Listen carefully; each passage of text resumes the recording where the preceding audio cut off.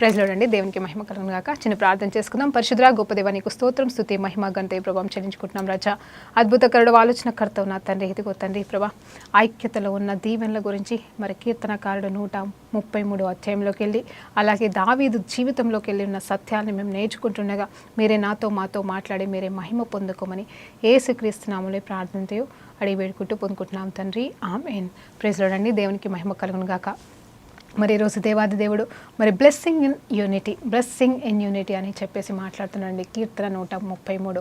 అవునండి, నేను గతంలో ఐక్యత కలిగి ఉండటం ఎంతో మనోహరమనే దాని మీద మరి 1 కాదు 2-3 వచనాలు నేను చెప్పే ఉంటాను. కానీ మళ్ళీ ప్రేరేపణతోనో మరి దేవుడిచ్చిన భారముతోనే నేను ఈ మాటని మరలా మీకు చెప్పాలనుకుంటున్నాను. అంటే ఇక్కడ నేను ఉదాహరణలు కానీ దేవుడు మరి ఎవరి ద్వారా ఎవరి జీవితం నుండి దేవుడు మాట్లాడుతున్నాడు అనేది మరి వ్యత్యాసంగా ఉండొచ్చు. కానీ ఏదేమైనా ఓపికతో మీరు వినాలని నేను దేవుని పేరిట కోరుకుంటున్నాను. ఎందుకంటే ఐక్యత అనేది ఎంత అవసరమో, మరి ఐక్యత లేని వారమైతే మనము ఎంత ప్రయాసపడినా కానీ మన జీవితాలు వ్యర్థమే, మన జీవితాల్లో సఫలం అనేది ఉండదు, మన జీవితంలో ఫలం అనేది మనం చూడమని బ్లెస్సింగ్ ఇన్ యూనిటీ అనే మాట మీద మరి కీర్తనకారుడు 133 అధ్యాయం గురించి మరి ప్రత్యేకంగా మరి దేవుడు మాట్లాడబోతున్నాడు. హల్లెలూయా, దేవునికి మహిమ కలుగును గాక. మరి ఒక్కసారి ఈ కీర్తన 133 చదువుకుందామండి. సహోదరుల ఐక్యత కలిగి ఉండుట ఎంత మేలు, ఎంత మనోహరము. అది తల మీద పోయబడు అహరోను గడ్డము మీద కారి అతని అంగీల అంచు వరకు దిగజారిన పరిమళ తైలము వలె నుండును. సియోను కొండల మీదికి దిగివచ్చు హెర్మోను మంచు వలె నుండును. ఆశీర్వాదమును శాశ్వత జీవమును అచ్చట నుండవలెనని యెహోవా సెలవిచ్చుచున్నాడు. మరి చూడండి, 3 వచనాలు ఉన్నాయి. ఈ 133లో 3 వచనాలే ఉన్నాయి. ఈ 3 వచనాలని ఒక్కొక్కటి మనం ప్రత్యేకంగా ధ్యానించుదామండి కొద్దిసేపు. అయితే ఈ కీర్తన ఎవరు రాశారనేది చూస్తే దావీదు మహారాజు గారు రాశారు. ఇది ఏ సందర్భంలో రాశారు అనేది నేను ధ్యానించినప్పుడు నాకు ఒక విషయం అర్థమైపోయింది. ఏంటంటే మరి యాత్ర కీర్తన అని రాయబడింది. అంటే ఇట్స్ ఆయన యాత్ర కాలములు చూస్తే నిజం చెప్పాలండి, ఆయన యుద్ధము ఎక్కడ ఆరంభమైంది, అతని యుద్ధం ఎక్కడ ముగించబడింది అనేది చూస్తే మొట్టమొదటిగా సామ్యుయేలు చేత మరి తను ప్రత్యేకంగా అభిషేకించబడ్డాడండి. ఎలా? రాజుగా. సౌల్ తర్వాత సౌల్ని తృణీకరించినప్పుడు దేవుడు మరి సామ్యుయేలు ద్వారా మరి దావీదుని అభిషేకించాడండి. ఎప్పుడైతే అభిషేకం అనేది మొదలైందో తన జీవితంలో పోరాటం అనేది మొదలైంది. ఎక్కడ ఎవరితో పోరాటం అంటే ఇటు మనుషులతో, ఇటు ఆత్మీయ పోరాటం. అంత మాత్రమే కాదు, తన జీవితంలో ఎన్నో ఎదుర్కోవాల్సిన పరిస్థితి వచ్చింది. ఇంచుమించు కనీసం 20 సంవత్సరాల పైన మరి ఆ దావీదు గారు మరి ప్రయాణం చేస్తూనే ఉన్నాడు, పారిపోతూనే ఉన్నాడు. ప్రయాణమే అండి. ఎక్కడ అంటే తనకంటూ ఒక స్థిరమైన స్థలం అంటే తల్లిదండ్రులు ఉండి కూడా తల్లిదండ్రులతో ఉండలేకపోయాడు. ఆ తర్వాత మరి రాజవంశంలోకి వెళ్ళి మరి అక్కడ రాజుకి అల్లుడైనా కూడా ఆ రాజ్యవంశంలో కూడా ఉండలేకపోయాడు. కారణం ఎవరు అంటే తన మీద ఉన్న అభిషేకం అని క్లియర్గా అర్థమైందండి. అవును, తన పైన ఉన్న అభిషేకము దేవుడు ఏర్పాటు చేసుకున్న ప్రణాళిక చొప్పున మరి ఆ ప్రణాళికకు వ్యతిరేకంగా ఇక్కడ ఎవరు పనిచేశారంటే సౌలే అండి పనిచేసింది, కాదనట్లేదు. కానీ సౌలును వాడుకుంది అయితే సాతాను. మరి దేవుని ప్రణాళికలు దావీదు పట్ల నెరవేర్చబడకూడదని మరి వ్యక్తులని అక్కడ వాడుకోవడం అనేది జరిగింది. హల్లెలూయా, దేవునికి మహిమ కలుగును గాక. అయితే ఇక్కడ నేనేం చెప్పాలనుకుంటున్నానంటే ఇక్కడ చూస్తే ఆ యాత్ర కాలంలో చూసినప్పుడు ఈ దావీదు గారు ఏ సందర్భంలో అంటే ఆ ప్రయాణం అంతట్లో మరి మొదటి దినం నుండి మరి అప్పటి వరకు రాజు అయ్యేంతవరకు కూడా ఆయన మరి యుద్ధం చేస్తూనే ఉన్నాడు, పోరాడుతూనే ఉన్నాడు, పారిపోతూనే ఉన్నాడు, నిలబడుతూనే ఉన్నాడు. మరి ఎన్నో అద్భుతాలు సూచక్రియలు కూడా చేశాడంటే అంటే యుద్ధ పోరాటాల్లో గెలుస్తూనే ఉన్నాడండి. దేవుడు తన పక్షాన ఉన్నాడు, దేవుడు దానికి విజయాన్ని ఇస్తూనే ఉన్నాడు. అయితే ఇది ఏ సందర్భంలో అనేది నేను ఆలోచన చేసినప్పుడు నాకు ఆత్మదేవుడు జ్ఞాపకం చేస్తున్నా. అంటే జెక్ లెగ్ అనుభవం అని దేవుడు క్లియర్గా చూపిస్తున్నాడండి.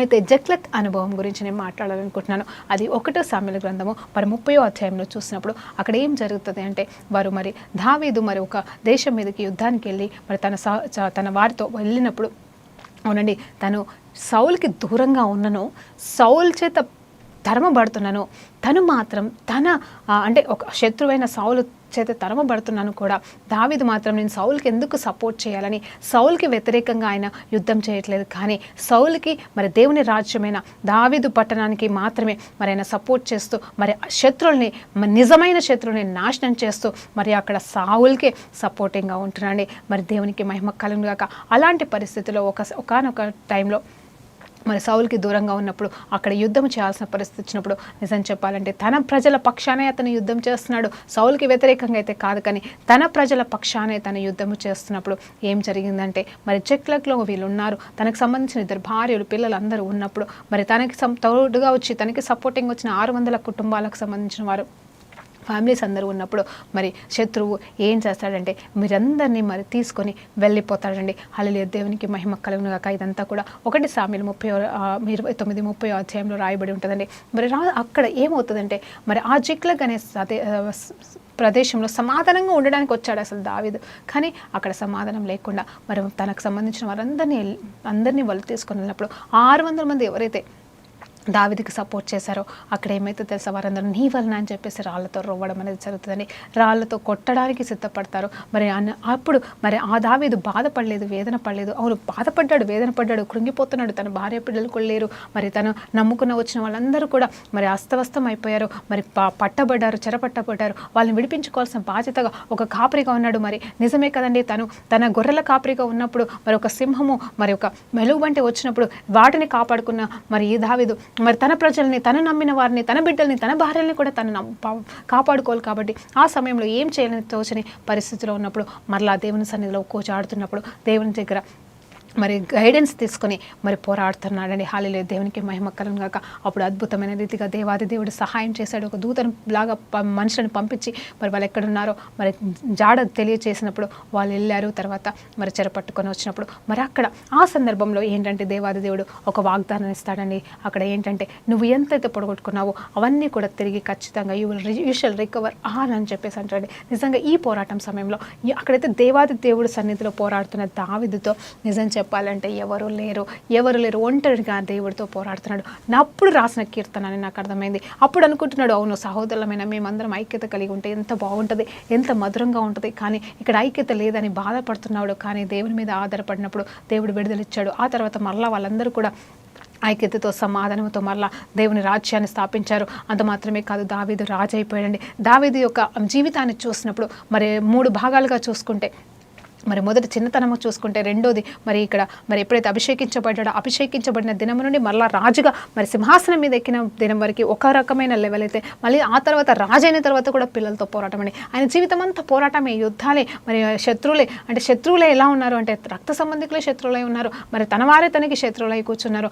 మరి అంత మాత్రమే కాదు, అటు మరి రక్త సంబంధికులు శత్రువులుగా ఉంటే వాళ్ళతో ఫైట్ చేయట్లేదు, కానీ వారిని దేవుడికి అప్పచెప్తూ తనకి నిజమైన శత్రువులుగా ఉన్న తన దేవునికి, తన దేవుని రాజ్యానికి, తన ప్రజలకి శత్రువుగా ఉన్న వారితో పోరాడుతున్నాడు, మరి గెలుస్తున్నాడు. కానీ తన యాత్ర మాత్రం ముగించలేదు, తన యాత్ర మాత్రం ఆగలేదు. దేవునితో తన ప్రయాణం కొనసాగిస్తూనే ఉన్నాడు, దేవునితోనే తను ఉంటున్నాడు. అంత మాత్రమే కాదు, మరి తనని ప్రజలు, తను నమ్ముకున్న వారు కూడా తను విడిచిపెట్టినా కానీ దేవుని వైపే చూశాడండి. ఇలాంటి గొప్ప ఐక్యత, సమాధానం అనేది ఇతడు మొట్టమొదటిగా దేవునితో పెట్టుకున్నాడు. ఆ తర్వాత మనుషులతో, తనతో ఉన్న వారితో ఉన్నాడండి. అందుకోసమే ఆ రుచి చూసిన వ్యక్తి ఏమంటున్నాడంటే, ఇదిగో సహోదరుల ఐక్యత కలిగి ఉండటం ఎంత మధురం, ఎంత మనోహరం అని చెప్తూ దాన్ని వర్ణిస్తున్నాడండి. ఎలా వర్ణిస్తాడో చూద్దాం. ఇప్పటివరకు ఎలా అయినా ఈ కీర్తన రాశాడు అనేది మరి ప్రేరేపణతో నేను చెప్పినానండి. అంత మాత్రమే కాదు, ఇప్పుడు ఎలా అనేది దాన్ని వర్ణిస్తుంటుండగా మరొకసారి ఆలోచించేద్దామా. అది 2వ వచనం అండి. ఇప్పటి వరకు మొదటి వచనం ఎంత మధురం, ఎంత మనోహరం అని చెప్పాడు. ఆ తర్వాత అది తల మీద పోయబడు అహరోను గడ్డము మీదుగా కారి అతని అంగీల అంచు వరకు దిగజారిన పరిమళ తైలం వల్ల ఉన్నదంట. హల్లెలూయా, దేవునికి మహిమ కలుగును గాక. ఇక్కడ చూస్తే అహరోను అనేగానే మనకి తెలుసండి, ఆయన యాజకుడే ఉన్నాడు. మరి ప్రధాన యాజకుడైన యేసు ప్రభువు మరి మనకి యాజకుడిగా ఉన్నాడు. ఇప్పుడు మరి ఇక్కడ చూసినప్పుడు ఇక్కడ క్లియర్గా ఏంటంటే అది ఎంత ఉంది వర్ణిస్తున్నాడు, అది ఎంత మధురం, ఎంత మనోహరం అని చెప్తూ దాన్ని వర్ణిస్తున్నాడు. ఆ వర్ణంలో ఏమంటుందంటే అహరోను గడ్డం నుండి కారిన ఆ నూనె ఎలా ఉంటుంది అనేది చూస్తే ఇదిగో మరి ఎలా ఉంటుందంట, పరిమళ వాసనగా ఉంటుందంటండి. పరిమళ వాసనగా ఉంటుందంట. ఇక్కడ ఆలోచించేద్దాం ఒక్కసారి. ఈ నూనె ఎలా ఉంటుందంటే, ఫస్ట్ నూనెను ఒక్కసారి ఆలోచించేస్తే, ఇప్పుడు నా చెయ్యి ఉందండి, దీన్ని నేను తీసుకెళ్ళి బకెట్ నీళ్ళలో ముంచాను అనుకోండి. బకెట్ నీళ్ళలో నేను ముంచితే ఇదంతా కూడా తడి అయిపోతుంది. ఒక 10 నిమిషాలకు 5 నిమిషాలకు అది ఏమైపోతుంది, నేను తూడవకపోయినా పర్వాలేదు కానీ అది ఆరిపోతుందండి. హల్లెలూయా, దేవునికి మహిమ కలుగును గాక. అంటే అసలు తడే లేనట్టుగా అయిపోతుంది. నేను క్లాత్ పెట్టి తూడవాల్సిన అవసరం లేదు, కానీ ఒక 5 మినిట్స్ 10 మినిట్స్ తర్వాత అది ఏమవుతుందంటే కంప్లీట్గా తూడవడం అనేది అంటే పోతుందండి, ఎండిపోతుంది. కానీ ఇదే చైని ఒక బకెటెడ్ నూనెలో ముంచి తీసినప్పుడు అది కూడా ఏమవుతుందంటే సేమ్ ఏ రీతిగా అయితే నీళ్ళలో ముంచామో ఆ రీతిగానే మనకి నూనె కూడా చేతికి పట్టుకుంటుంది. కానీ ఇక్కడ వ్యత్యాసం ఏంటంటే ఆ నీళ్ళ విషయంలో అయితే అది మొత్తం ఎండిపోతుంది, నూనె విషయంలో మాత్రం అది ఎండిపోదండి. అది ఎంతకీ ఎండిపోదు, ఎందుకంటే చాలా మంచి బకెట్ నీళ్ళలో ముంచి తీసామంటే అదంతా అలా పట్టుకొని జిడ్డుగా ఉంటుంది. అది కారుతుండొచ్చు, కానీ నీళ్ళలాగానే కారుతుండొచ్చు, కానీ నీళ్ళు ఎండిపోతుంది, కానీ నూనె మాత్రం ఎండిపోదు. ఆఫ్కోర్స్ ఎంతో పెడితే వేరే అది ఎప్పుడు పోతుంది అని చూస్తే ఖచ్చితంగా మనం దాన్ని తుడిచినప్పుడే పోతుందండి. హల్లెలూయా, దేవునికి మహిమ కలుగుగాక. తుడవడం అంటే కంప్లీట్గా ఇంకా వద్దు అనుకొని తీసేస్తేనే అది పోతుంది. కాబట్టి మరి దేవునికి మహిమ కలుగుగాక. అంటే ఒక్కసారి ఆలోచించండి, చేతి మీద నూనె ఉంటేనే ఇలా ఉంటే మరి అహరోను గడ్డం మీద అంటే నడినెత్తుండి మరి కాలు వరకు మరి నిండా అభిషేకంలో మరి ఆ నూనెలో మునిగి తేలడం అంటే ఎంత గొప్ప ధన్యత అండి. అది మరి నూనె అంటే అభిషేకం, నూనె అంటే మరి ఆయన సన్నిధికి సూచనగా ఉంది. ఆయన సన్నిధిలో మనం ఉండడం కంటే ముఖ్యమైనది ఇంకొకటి లేదు. కాబట్టి దాని గురించి ఎంత చక్కగా పరిమళ వాసన అంటే అవును కదండి, కరెక్ట్ అండి. అది నూనె ఖచ్చితంగా మంచి స్మెల్ వస్తుంది. నీళ్ళ వాసన వస్తుందా? నీళ్ళు అయితే వాసనే రాదు కదండి, కానీ నూనె మాత్రం తర్వాత నువ్వు తుడుచుకున్న తర్వాత కూడా స్మెల్ తెచ్చుకుంటే మరి అది ఖచ్చితంగా మంచి సువాసన వస్తుంది. హల్లెలూయా, దేవునికి మహిమ కలుగుగాక. అలా శ్రేష్టంగా పోలుస్తూ ఉన్నాడు. అది మనకి ఎంత దీవెనకరం, ఎంత ఆశీర్వాదకరం అని చెప్తున్నాడు. మరి అంత మాత్రమే కాదు, ఇంకొక మాట చదువుదామండి. సియోను కొండ మీద దిగివచ్చు హర్మోను మంచు వలె ఉండను. సియోను కొండ మీద నుండి దిగివచ్చు హర్మోను మంచు కొండ వలె. హర్మోను కొండ పైన ఏముంటుంది తెలుసా అండి? నిజం చెప్పాలంటే అదొక భయంకరమైన ఎడారి లాంటి ప్రదేశం అంట. అక్కడ ఫుల్ డ్రై ప్లేస్ ఉంటుందంట అండి. అంటే ఎంతటి మంచునైనా కరిగించగలదు, ఎంతటి చాలా వేడి అనుకోండి, హై టెంపరేచర్ కలిగిన స్థలం అని మరి నేను గమనించాను. అంటే అక్కడంట ఎలా ఉంటుందట అంటే మరి సియోను కొండ మీదకి వెళ్ళి దిగి వచ్చు మంచంట హర్మోను కొండ మీద వాళ్తుందంట. హల్లెలూయా, దేవునికి మహిమ కలుగుగాక. వచ్చు హర్మోను మంచు వలె ఉంటుందట. అంటే ఇది చూడండి, సియోను కొండ అంటేనే ఒక హీట్ పొజిషన్స్ ఉంటాయండి. మరి మంచు కొండలు ఉంటాయి, అలాగే మరి ఆ తర్వాత మరి ఉష్ణోగ్రత ఎక్కువగా ఉన్న కొండలు కూడా ఉంటాయండి. మరి అక్కడ చూస్తే ఇక్కడ ఏమంటున్నారంటే ఆ కొండ మీద ఆ మంచు ఎలా ఉంటుందంటే భయంకరమైన, అంటే కొండలపైన భయంకరమైన అట్మాస్ఫియర్ ఉన్నప్పుడు కూడా, అంటే భయంకరమైన వేడి ఉన్న చోట మరి ఒక చక్కటి మంచు అనేది ఎట్లా కుమ్మరిస్తే అది ఎంత బాగుంటుందంటే ఒక్కసారి ఆలోచన చేసుకుంటారా? ఒక్కసారి ఆలోచన చేస్తారా? అంటే మొత్తం ఎండ భయంకరమైన వేడి ఉంది, 50-70 degrees టెంపరేచర్లో ఉన్నప్పుడు మంచు లాంటిది పడితే ఎంత బాగుంటుందండి. హల్లెలూయా. అంటే నేను వర్ణించట్లేదండి, నాకు వర్ణించడం రావట్లేదు, కానీ దావీదు గారు అయితే ఆ రీతిగా పోల్చుకుంటున్నాడు. సియోను కొండ అంటున్నాడు, అంత మాత్రమే కాదు హర్మోను కొండ అంటున్నాడు. ఈ కొండల వ్యత్యాసం గురించి మనకు తెలియదు, ఆయనకు తెలుసు. ఆ కొండల ప్రత్యేకత ఏంటో, ఆ కొండల గురించి ఏంటో ఆయనకు తెలుసు. కాబట్టి దాని గురించి వర్ణిస్తూ క్లియర్గా రాస్తున్నాడు. ఆ హాట్ అట్మాస్ఫియర్ మీద మరి మంచు కురిస్తే ఎంత బాగుంటుందో ఆ రీతిగా మంచు కురిసినట్టుగా ఉంటుందంట. నిజంగా అంత హాట్ అట్మాస్ఫియర్లో దేవుని కృప చొప్పున అక్కడ ఏమంటుందంట, మొత్తం మంచు అనేది కుమ్మరించబడుతుందంట. హల్లెలూయా, దేవునికి మహిమ కలుగుగాక. నువ్వు నేను ఇక్కడ ఏంటి what are we reading and what are we learning అనేది చూస్తే ఇక్కడ ఏంటంటే ఐక్యత గురించి మాట్లాడుకుంటున్నాం. అంటే ఆ సహోదరుల ఐక్యత కలిగి ఉంటే ఏమి జరుగుతుంది చూడండి. ఒకటి నూనె గురించి మాట్లాడినాము, ఏంటంటే నూనె ఏ రీతిగా అత్తుకొని పోయి ఉంటుందో ఆ రీతిగా మనము ఐక్యత కలిగి ఉంటే అంత గొప్ప దీవెన ఆశీర్వాదాలు మన పట్ల మరి కుమ్మరించబడతాయి, అంత మధురంగా ఉంటుందని చెప్తున్నాడు. అంత మాత్రమే కాదు, మంచులాగా, అంటే ఎంత భయంకరమైన క్లిష్ట పరిస్థితుల్లో మనం ఉన్ననో ఐక్యత అనేది ఏమి చేస్తుందంటే మనకు నిజంగా మంచు కురిస్తే ఏ రీతిగా మరి నెమ్మది వస్తుందో, నెమ్మది వచ్చి మరి ఆహ్లాదకరాన్ని ఇస్తుందో ఆ రీతిగా మన పరిస్థితులు ఉంటాయని చెప్పేసి వర్ణిస్తున్నాడండి. ఇక్కడ అంతా కూడా ఐక్యతలో ఉన్న ఐక్యతలో ఉన్న విశిష్టత గురించి మాట్లాడుతూ ఉన్నాడు ఇక్కడ దావీదు మహారాజు. ఆ తర్వాత చూస్తే సియోను కొండ మీద అంట. సియోను కొండ అనగానే ఏం గుర్తొస్తుంది? మరి దేవుని కొండ, ఆయన మా పర్వతము. మరి ఇక్కడ చూస్తే సియోను అని మనల్ని నిన్ను కూడా పిలుస్తున్నాడు కదండి. తర్వాత అధ్యాయంలో చూసినప్పుడు మరి ఆయన మనల్ని సియోను అని పిలుస్తున్నాడు, మనల్ని సియోను కొండ మీద స్థాపించాలనుకుంటున్నాడు. అంటే ఇప్పుడు మనం ఎవరమే ఉన్నామంటే ఆయన చేతిలో కొండలాగా ఉన్నాం, ఆయన చేతిలో మరి సియోను వలె ఉన్నాము. మరి ఆయన ఏం చేయబోతున్నాడు మనల్ని అంటే మరి వెలిగించబోతున్నాడు. ఆ వెలిగించిన దీపం ఎక్కడ పెట్టబోతున్నాడు అంటే ఎత్తైన స్థలం మీద పెట్టబోతున్నాడు. ఎత్తైన స్థలం అంటే సియోను కొండ అని కూడా మనం ఇక్కడ చూసినప్పుడు మరి ఆయన మరి వాక్యం చెప్తుంది కానీ మత్తయి సువార్తలో చూసినప్పుడు అవును దేవుడి చేత వెలిగించబడిందా మరి మంచం కింద పెట్టరు కానీ అది ఎత్తైన స్థలంలో పెట్టబడుతుంది, ఎందుకంటే ఆ వెలుగుకి అందరూ వచ్చి మరి దీవించబడతారు అన్నట్టుగా. అలా మన క్రైస్తవ జీవితం ఉంటుంది. అలాగే ఇక్కడ కూడా మనం కొండ మీద వెలిగించబడ్డామంటే ఐక్యతతో ఉన్నప్పుడు కూడా మరి అదే సమాధానం అదే నెమ్మది వస్తుందని చెప్పేసి ఇక్కడ కీర్తనకారుడు చెప్తా ఉన్నాడు. ఆ తర్వాత చూసినప్పుడు ఆశీర్వాదమునకు శాశ్వతము జీవము, అవును అచ్చట ఉన్న ఆశీర్వాదమును అలాగే శాశ్వత జీవము, హల్లెలూయా, దేవునికి మహిమ కలుగును గాక. ఆశీర్వాదం ఉంటుందటండి, శాశ్వతమైన జీవం అంటే మనకి ఇటర్నల్ లైఫ్ అనేది భూమి పైననే మనం ఎక్కడైతే ఉన్నామో ఐక్యత కలిగిన చోటండి. చూడండి ఎక్కడ ఐక్యత ఉంటుందో అక్కడ గురించి మాట్లాడుతున్నాడు ఇక్కడ దాసుడు. ఏమంటున్నాడంటే ఆశీర్వాదమును ఉంటుంది, అక్కడ శాశ్వత జీవము ఉంటుంది. అంత మాత్రమే కాదు, అచ్చట ఏముంటుంది అంటే యెహోవా అక్కడ ఉండవాలని యెహోవా సెలవిస్తున్నాడు. అంటే ఇప్పుడు నేను ఒక మాట చెప్తున్నాను, మనమందరం కలిసి పనిచేస్తామండి. 100% ఉదాహరణ చెప్తున్నాను. మనమందరం కలిసి పని చేస్తాము, కలిసి ప్రార్థన చేస్తాము. ఆఫీస్లో ఉన్న వాళ్ళంతా కూడా ప్రాజెక్ట్ అని కలిసి పనిచేస్తారు. హల్లెలూయా, దేవునికి మహిమ కలుగును గాక. నేను కాదనట్లేదు, ఐక్యత ఉంటుంది.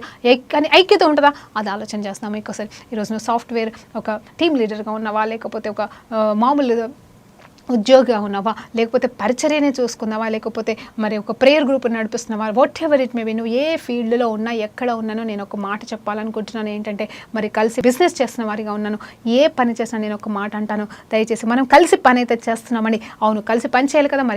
మరి ఐక్యత అంటే ఐక్యత గురించి కాదు కానీ ఇక్కడ చెప్పాలంటే మరి కలిసి మరి పార్ట్నర్షిప్ అంటారు, లేకపోతే కలిసి చేస్తున్నామంటారు, దేవుడు పిలిచాడంటారు, లేకపోతే ఏదో ఒకటి వాట్ ఎవర్ ఇట్ మేబీ మనం కలిసి పని చేస్తాం. ఇంట్లో కూడా కలిసి పని చేస్తాం, కలిసి పని చేస్తారు. అక్క బట్టలు ఉతికితే గిన్నెలు తోముతుంది, కరెక్టే, కానీ పని చేస్తున్నారు, పంచుకుంటున్నారు. కానీ నిజం చెప్పాలి అంటే ఐక్యత ఉందండి. ఐక్యత లేని పనులు చేస్తున్నాం, ఐక్యత లేని ప్రార్థనలు చేస్తున్నాం, ఐక్యత లేని బిజినెస్లు చేస్తున్నాం, ఐక్యత లేకుండానే ఎన్నో పనులు చేస్తున్నాం. ఐక్యత లేకుండానే మనము అంత ఫలాన్ని మరి రిజల్ట్ వస్తుందండి, వస్తుంది. అదొక స్వార్థం. రిజల్ట్ రావడం కోసం ఐక్యత లేకపోయినాను, మరి సమాధానం లేకపోయినాను, పని మాత్రం చేస్తున్నాం, కలిసి చేస్తున్నాం, మళ్ళీ కలిసి చేస్తున్నాం. కొట్టుకుంటూ చేస్తున్నావా, తిట్టుకుంటూ చేస్తున్నావా, గునుక్కుంటూ చేస్తున్నావా, మరి అది జరగాలి. ఎందుకంటే నీ స్వార్థం కోసం నీకు కావాలి కాబట్టి, నీకు అది రావాలి కాబట్టి, అందులో నీకు విజయం రావాలి కాబట్టి, ఆ పని నీకు జరగాలి కాబట్టి కలిసి అయితే చేస్తున్నాము, ఎవరి స్వార్థాన్ని బట్టి వారం. కానీ ఐక్యత లేకుండా పని చేస్తున్నామని, ఐక్యత లేకుండా పరిచర్య జరుగుతుంది, ఐక్యత లేకుండా బిజినెస్లు చేస్తున్నారు, ఐక్యత లేకుండా కుటుంబాలు మరి ఉన్నాయి. మరి ఆ రీతిగా ఉండకూడదని ఈరోజు దేవుడు జ్ఞాపకం చేస్తున్నాడు. నిజంగా చెప్పాలంటే కలిసి పని చేస్తూ మరి ఐక్యత కూడా ఉన్నప్పుడు మరి దేవాది దేవుడు చెప్తున్న మాట ఏంటి అంటే హల్లెలూయా, దేవునికి మహిమ కలుగును గాక. రీకారబషి కందరబ, ఇదిగోండి ఆశీర్వాదమును శాశ్వతమైన జీవం అచ్చట ఉంటుందంట. సియోను కొండ మీద వచ్చు మరి హెర్మోను మంచు వలె. హల్లెలూయా, ఆ సియోను కొండ పర్వతం మీద ఉన్న ఆ హీట్ అట్మాస్ఫియర్ అంతా కూడా హర్మోను పైన ఉన్న ఆ మంచు వచ్చినప్పుడు ఏ రీతిగా ఆహ్లాదకరంగా ఉంటుందో ఆ రీతిగా మనం అందరం ఐక్యత కలిగి ఉన్నప్పుడు, ఐక్యతతో ఉన్నప్పుడు మరి గొప్ప దీవెన ఆశీర్వాదాలు వస్తాయి. సంఘంలోనే కావచ్చు, మరి పరిచర్యలో కావచ్చు. ఇప్పుడు ఒక సంఘానికి మధ్యలో మనకు కావాల్సిందండి ఐక్యత, సమాధానం కావాలి. ఒక సేవకుడికి ఇంకో సేవకుడికి మధ్యలో ఏం కావాలండి, సమాధానం కావాలి, ఐక్యత కావాలి, కలిసి ఉండాలి. అంత మాత్రమే కాదు, కుటుంబంలో ఐక్యత కావాలండి, మరి బంధువుల మధ్యలో ఐక్యత కావాలి, మరి బిజినెస్ చేస్తున్న వారి మధ్యలో ఐక్యత కావాలి. హల్లెలూయా, దేవునికి మహిమ కలుగునుగాక. ఈరోజు ఐక్యత అనే నిజమైన వరము మనం కోరుకుందాము. మరి దావీదు ఎంతగా మరి తనకి తెలిసి విడిచిపెట్టి వెళ్ళిపోతే ఎంత వేదన పడ్డాడో, ఎంత శోధన పడ్డాడో, కానీ తనకి దేవుడు ఉన్నాడు కాబట్టి, అవునండి జాగ్రత్తగా వినండి, ఇక్కడ దేవుడు ఉన్నాడు. తనకి దేవుడి మీద ఆధారపడడం తనకి తెలుసు, దేవుని వైపు చూడడం తనకు తెలుసు. తనకి అది కొత్త కదా, ఆ సమస్య కొత్త కాదు. 600 మంది విడిచిపెట్టి వెళ్ళిపోయినంత మాత్రం అతని అది సమస్య కొత్తది కాదు. ఆయన అనుభవిస్తున్న ఎప్పుడు నుండి తెలుసండి, 1 యోహాను సువార్త 1 సామ్యుయేలు గ్రంథము 17వ అధ్యాయం నుండి ఆయన అనుభవిస్తున్నాడు. 16వ అధ్యాయంలో ఒకవేళ అభిషేకించబడ్డాడేమో మరి నెక్స్ట్ కాబోయే రాజుగా, కానీ 17వ అధ్యాయంలో గొలియాతుతో మరి పోరాటం చేసినప్పుడే అక్కడ గొలియాతు లాంటి పరిస్థితి ఆయన ఎదుర్కొన్నాను, అంత పెద్ద గొలియాతుని ఎదుర్కొన్నాను, నేను దేవుని నామంలో వస్తున్నానని చెప్పేసి దేవుని మీద ఆధారపడి దేవుని పట్ల రోషం కలిగిన ఈ వ్యక్తి దేవునితో ఐక్యత కలిగి గొలియాతుని దేవునితో ఐక్యంగా పనిచేసి మరి గొలియాతుని నాశనం చేయడానికి కారకుడయ్యాడు. అంతకంటే ముందు కూడా మరి గొర్రెల కాపరిగా ఉన్న ఈ వ్యక్తి మరి ఏం చేశాడు అంటే మరి తన గొర్రెల్ని కాపాడుకోవడానికి సింహాలు ఎలుగుబంటలు వచ్చినప్పుడు వాటిని నిజంగా అంత చిన్న బాలుడికి శక్తి ఉంటుందండి, మరి చంపడానికి శక్తి ఉంటుందా, జ్ఞానం ఉంటుందా? అసలు భయపడి పారిపోతాము. మన చేతిలో ఏమున్నా కత్తున్నాను ఏమున్నా, కానీ తన చేతిలో ఉన్నది మరి దేవుడిచ్చిన ఆయుధమే కావచ్చు, తను తయారు చేసుకుందే కావచ్చు, మరి తన చేతిలో ఉన్న ఆ చిన్న మరి ఆ వడిసని పట్టుకొని, ఆ రాళ్ళని పట్టుకొని మరి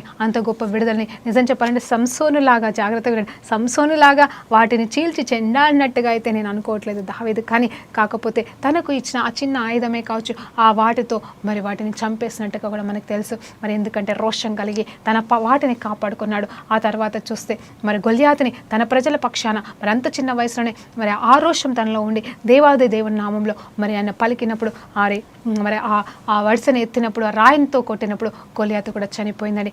అంటే అలాంటి అనుభవాలు ఎన్నో మరి అన్నదమ్ములు కూడా తృణీకరిస్తున్నారు అతన్ని. ఆ తర్వాత చూస్తే ఇంకెన్నో పరిస్థితి సౌలు అయితే ఘోరంగా మరి తృణీకరిస్తున్నాడు. జోనాథన్ ద్వారా కొంచెం ఉపశమనం అతనికి కలిగిన తన భార్య ద్వారా వేదనే కలుగుతుందండి అతనికి. అంటే భార్యకి మరి పిల్లలు లేరు, మరి అంత మాత్రమే కాదు ఆ భార్య కూడా చాలా విసిగిన మరి మొండి మూర్ఖురాలని చెప్పేసి బైబిల్ చెప్తుంది. తన ద్వారా కూడా వేసనారిపోతున్నాడు.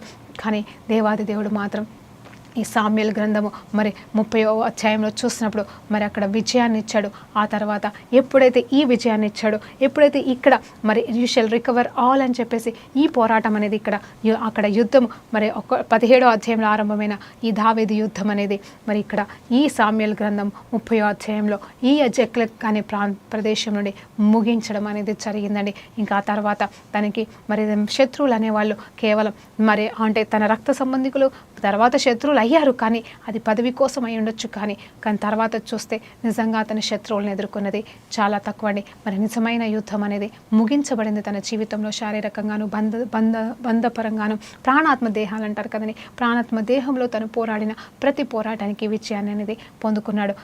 అందులో తను తెలుసుకుంది అంటే అతను ఎప్పుడు చూసినా ఒంటరి పోరాటమే అండి. హల్లెలూయా, ఎప్పుడు ఒంటరి పోరాటమే చేశాడు. ఆ ఒంటరి పోరాటం చేసిన వ్యక్తి ఏ రీతిగా కీర్తనలో మరి 133 రాశాడా అని నేను డౌట్ వచ్చినప్పుడు నాకు దేవుడు ఇచ్చిన మరి తలాంపులను మేము ముందర పెట్టి ఉన్నాను, అంతేకాని ఇంకేమీ కాదండి. అందుని బట్టి దేవునికి మహిమ కలుగును గాక. ఈరోజు మన జీవితంలో కూడా మనం ఐక్యత కలిగి ఉందామా? దేవునికి మహిమ కలుగును గాక. ఇంకా చూసినప్పుడు మరి ఆ తర్వాత ఇంకా ఎన్నో ఉంటాయండి. మరొక్కసారి నేను మీతో మాట్లాడాలనుకుంటున్నాను. మన జీవితంలో మనం వెలిగించబడిన వారమే, మనలాగా ఎంతోమంది వెలిగించబడిన వారు. మనం ఒకరికొకరికి సపోర్ట్ చేసుకుంటూ, ఒకరినొకరిని బలపరుచుకుంటూ, ఒకరినొకరిని మరి నిలబెట్టుకున్నప్పుడు ఖచ్చితంగా దేవుని రాజ్యం విస్తరణ అనేది చాలా తొందరగా అయిపోతుందని నేను ముందే చెప్పాను. ఇంతకుముందు ఒక మాట చెప్పాను ఏంటంటే మరి నాకు పలకడానికి అంటే నాకు ఈ విషయాలు ఎక్స్ప్లెయిన్ చేయడానికి రాదు కాబట్టి నేను చిన్న చిన్న మాటలతో చెప్తున్నాను, మీరు అర్థం చేసుకుంటారనుకుంటున్నాను. మనమందరం కలిసి పనిచేస్తున్న మాట నిజమే అండి, కలిసి పనిచేస్తున్నాం కుటుంబంలో.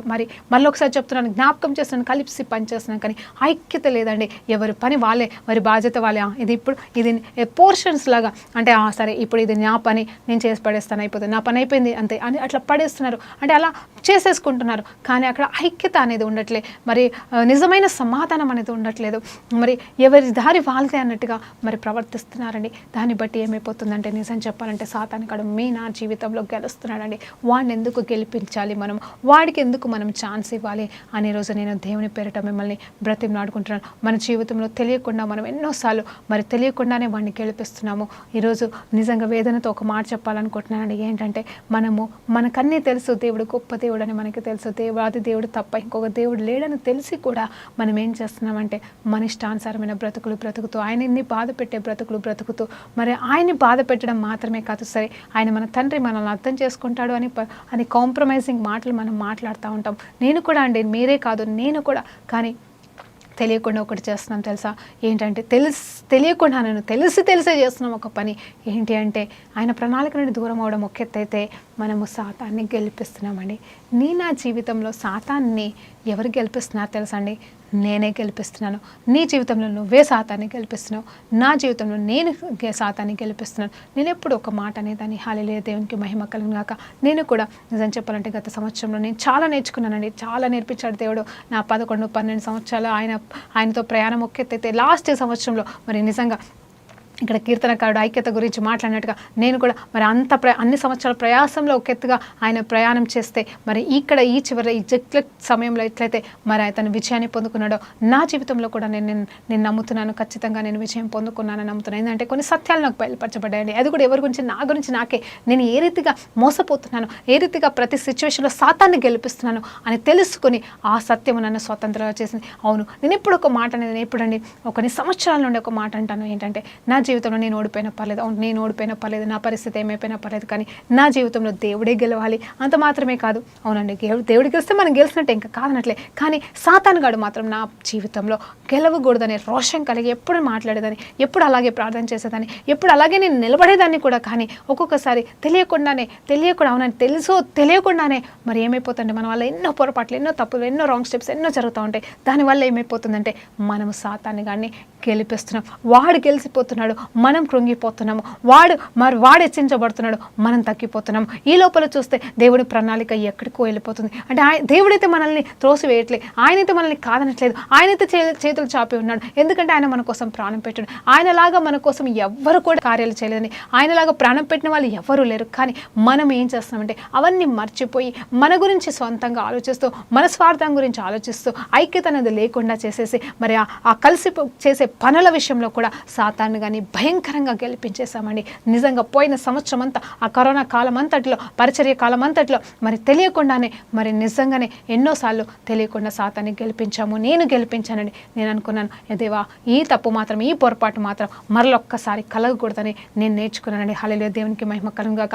ఇదంతా ఎలా సాధ్యం అంటే కేవలం ఒకటే, వాడిని ఓడించాలంటే ముందు ఐక్యత. ఫస్ట్ నువ్వు దేవుడితో ఐక్యపరచబడి ఉండాలి. నువ్వు దేవునితో ఐక్యపరచబడితే ఆ తర్వాత నీతో మరి పని చేస్తున్న వారితో నువ్వు ఐక్యత కలిగి ఉంటే, అవునండి వాళ్ళు తప్పు చేస్తున్నారని వాళ్ళతో తప్పు చేసి ఐక్యతకి వెళ్ళమని నేను అనట్లేదు, కానీ ఆ కలిసి కట్టు పనులన్నీ కూడా మనం చేయగలిగినప్పుడు, యథార్థంగా దేవుని కోసం చేసినప్పుడు, దేవునికి మొదటి స్థానం ఇచ్చి నిలబడ్డప్పుడు దేవాది దేవుడు మనకి విజయాన్ని ఇస్తాడు. అంత మాత్రమే కాదు, ఇవన్నీ దీవెనలు వస్తాయండి. అవును, ఎంత మధురం, ఎంత మనోహరం అని చెప్పినట్టుగా మరి మనం క్రైస్తవులము కదండి, అభిషేక్తులమండి, ఆయన చేత పిలువబడిన వారము, ఆయన కొరకు ఎన్నుకోబడ్డ వారము. ఆయన మనల్ని చూసినప్పుడు మురిసిపోతాడండి. మన జీవితంలో పరిమళ వాసన అనేది హల్లెలూయా దేవునికి మహిమ కలుగుగాక 100% మన ద్వారా వెదజల్లబడుతుందండి. మనం అప్పుడు ఇంకా సాక్ష్యాన్ని చెప్పనక్కర్లేదు, మన జీవితమే సాక్ష్యం అయిపోతుందని చెప్పేసి నేను మరలా మీకు జ్ఞాపకం చేస్తున్నాను. ఆ తర్వాత చూసినప్పుడు మరి సియోను కొండ మీద కూడా మరి మనం వెలిగించబడతాము. అలాగే అంత మాత్రమే కాదు, మనం ఎంతో మరి తేమ కలిగించే వారిగా,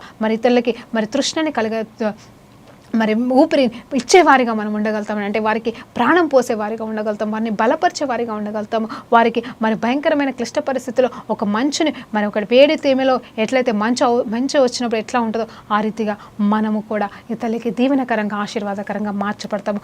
ఇదే నిజమైన ఐక్యత అండి. ముందుగా మనము కలిసికట్టుగా ఉంటే మరి ఆటోమేటిక్గా వేరే వాళ్ళకి దీవెనకరంగా ఉంటామండి. మనకు తెలుసు కదండి, ఒక పుల్ల అయితే ఒక కర్ర అయితే ఒట్టి ఇరిగిపోతుంది, 2 కర్రలు అయితే మరి కొంచెం బలం కావాలి, అదే 4-5 అయితే అసలు విరుచుకోవడానికి కుదరదు అన్నట్టుగా మన జీవితంలో కూడా ఐక్యత అనేది చాలా అవసరమని మరి ఈరోజు దేవుని పేరిట మీకు చెప్తున్నాను. ఆ తర్వాత ఆశీర్వాదమును, శాశ్వతమైన మరి దీవెనలు, మరి జీవమును ఎప్పటికీ ఎల్లవేళలా మరి వారితో ఉండును గాక అని పలుకుతున్నాడు. ఈ ఆశీర్వాదాలు మనందరి పట్ల, మన పరిచర్య పట్ల, మన కుటుంబాల పట్ల, మన బిజినెస్ల పట్ల, ఇదిగో మనం ఏ పని చేస్తున్నామో do all things for the God అని చెప్పినట్టు, అవును మీరేమి పని చేసినాను, మీరే క్రియేట్ చేసినాను, ఏమి మాట్లాడినాను, దేవుని మహిమార్థము, దేవుని కోసము చేసినట్టుగా చేయండి అని చెప్పినట్టుగా మనము ఆ రీతిగా మనం జీవిస్తే, ఐక్యత కలిగి జీవిస్తే మనము సంపూర్ణమైన దేవుని ఆశీర్వాదాలు పొందుకుందామండి. ప్రార్థన చేసుకుందాం. పరిశుద్ధ గొప్ప దేవానికి స్తోత్రమయ్య, నిజమైన ఐక్యతలో ఉన్న మర్మాలు, సత్యాలు మాకు బోధించిన దేవానికి వందనాలు ప్రభా. కీర్తన 133 నుండి ప్రభా, నువ్వు మాతో మాట్లాడిన విధానాన్ని బట్టి నీకు వందనాలు. అద్భుతకరుడు, ఆలోచనకర్త అవుతండి. ఐక్యతలో ఎంత నెమ్మది ఉంటుందో, ఐక్యతగా ఉంటే ప్రభా నాయన తండ్రి ప్రభా, మేము సాతాన్ని ఏ రీతిగా ఓడించాలో కూడా మాకు నేర్పించావు తండ్రి. నీకు వందనాలు తెలియజేసుకుంటున్నాం తండ్రి.